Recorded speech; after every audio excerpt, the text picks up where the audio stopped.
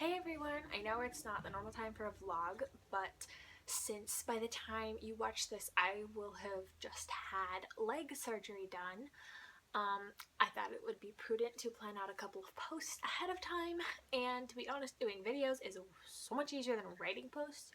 So I'm going to be doing a couple of videos for you guys to enjoy while I'm taking my little medical hiatus, whatever you want to say for that. I can't speak. It's too late. What time is it? It's only 10 o'clock. Not that late. Okay. Anyway, English aside, I'm going to share with you guys my 5 favorite books. And you know, this changes as I read awesome new books and whatnot. And, 5 books really isn't that much. And so it was really hard for me to pick. Because I have beautiful, beautiful shelves right here full of gorgeous books. And 5 is not enough, but 5 is all I get. So, my number 1 book is A Penny Parcel by Avery E. Hitch. And I know I've talked about this and droned on and on about it. And that should just tell you how fantastic this book is. Okay, you really, really, really need to read it. It is for sale on Amazon. It's for sale on Avery's website, which is, I think it's averyehitch.com. It's phenomenal. It's the story about it. Actually, here, I'll just read the back covers to you, if that's a good idea. In quotes, that girl has a painful memory connected to every normal life activity and every holiday on the calendar. End quotes. In the year 1910, Luke Tanner, an upstanding social icon in the quiet but politically powerful town of Galesburg, Vermont, adopts Ashley, an abused orphan girl. Because of the cost of processing paperwork as a single cent, orphans like Ashley are called penny parcels, seen by society as only worth that much. But Ashley doesn't want a daddy. She would prefer to remain in the security of the orphanage where her past can remain a secret. Luke's wife, Grace, and their son, Wesley, try to love Ashley and help her break through the emotional walls around her bruised and broken heart. But her inability to live up to Luke Tanner's standard of performance, as well as her tainted perception of family dynamics, isolate Ashley from those who care about her the most. Fighting his own misconception of truth, Luke begins to believe that Ashley's adoption has a much higher price than he's willing to pay. With both of them waging a war on their own personal battlefields, Luke and Ashley collide. Their conflicts initiate a sovereign tragedy.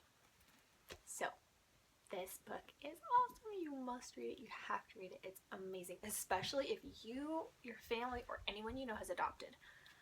This is the thing to read. There's so much insight in this book about adoption I can't even explain. So, number 1, Penny Parcel by Avery E. Hitch. Number 2, this isn't a single book. This is actually a series. But I'm going to pretend it counts. Because I can.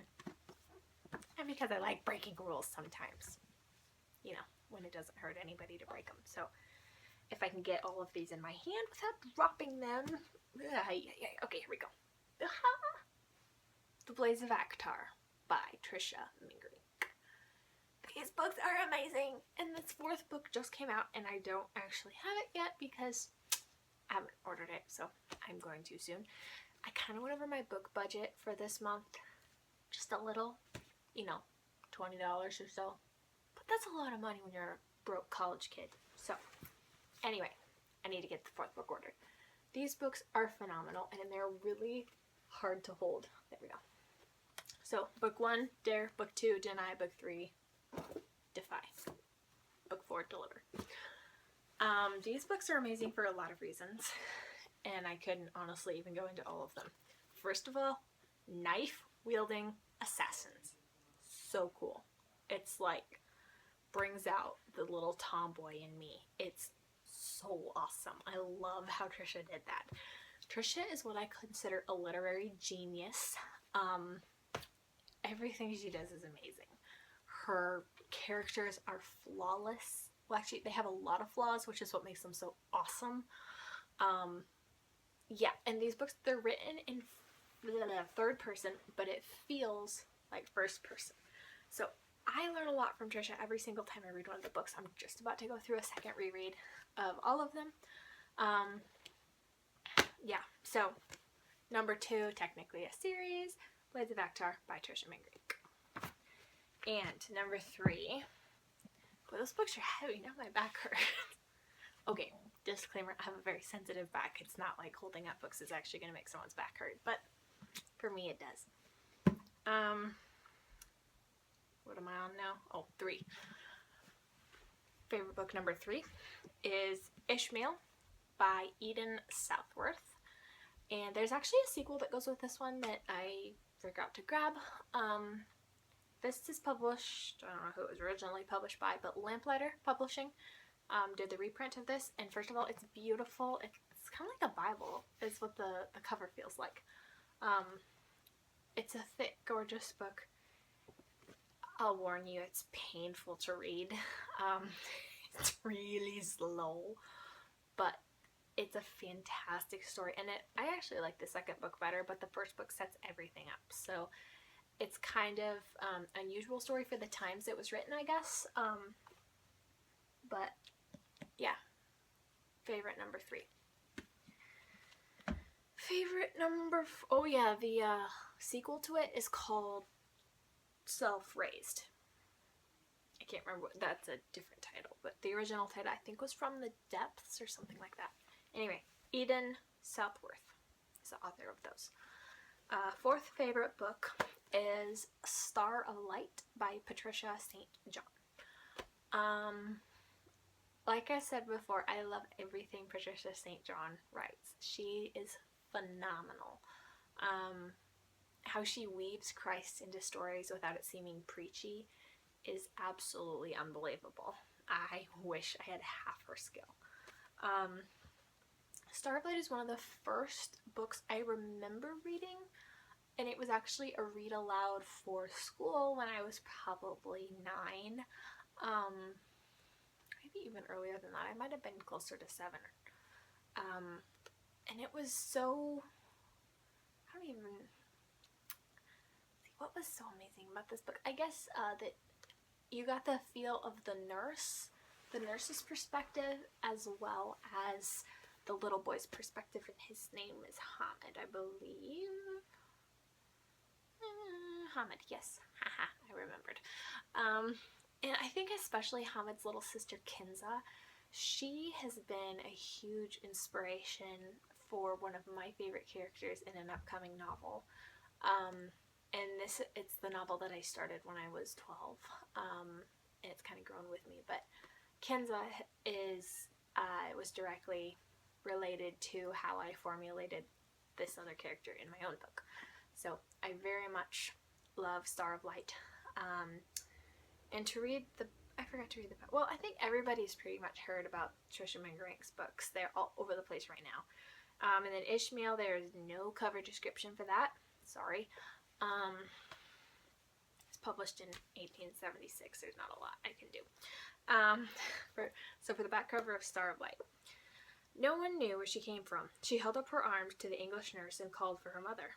This is the story of Kinza, a blind baby hated by her stepfather. Of her brother Hamid. This is the story of Kinza, a blind baby hated by her stepfather.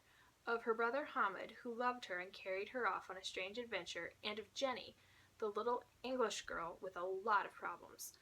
A blind baby, a Moroccan boy, and a spoiled English girl all come under the same protective care of God when they are all involved in dangerous activities with the Moroccan setting. So, this one, I just love everything about it. I still do. I love reading this book. Kinza is just adorable. She's so cute. And a lot like my character in my book, whose name is Violet. Violet's not blind, but she has another disability that makes her just as lovable and adorable.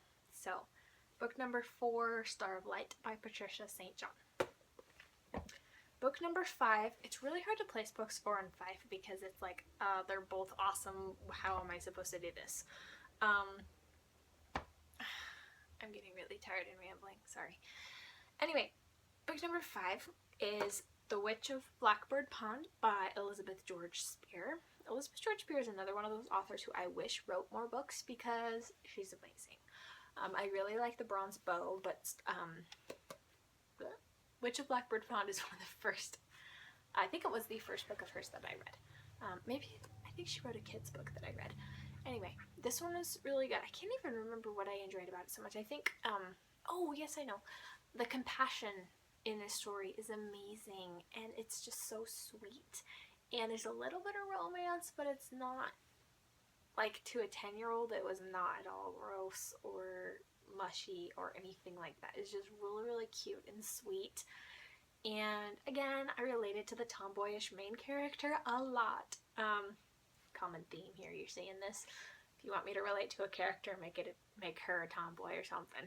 So anyway, Witch of Blackbird Pond, this was a really good one. Yeah, I can read the back here.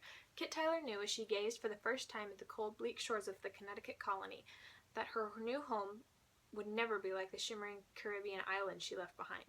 She was like a tropical bird that has flown to the wrong part of the world, and in the stern Puritan community of her relatives, she soon felt caged as well, and lonely.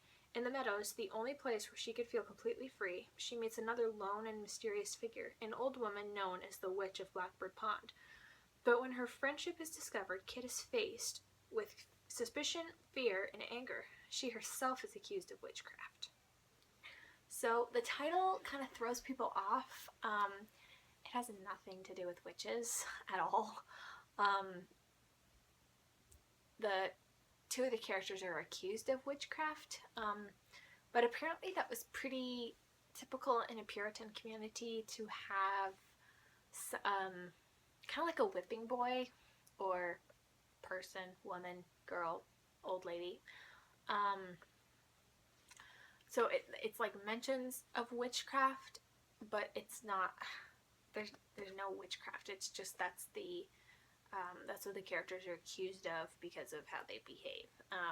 It's a really super sweet story. Lots of compassion and love for others who are different than you. Yeah, this one is a super favorite. This should probably be moved up a little, but you know, with 5 favorites, how are you supposed to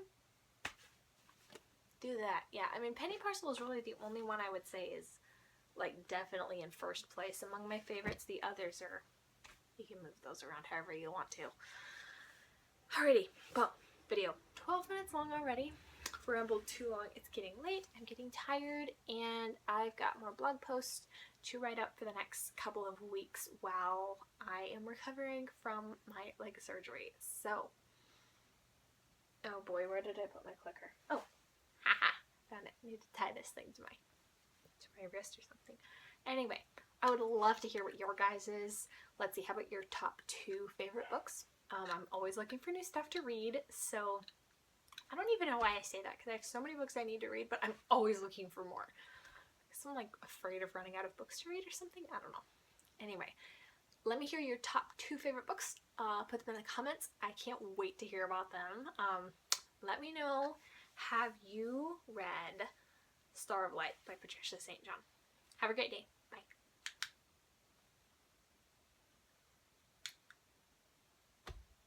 Well, I think my clicker turned off. It did. Okay.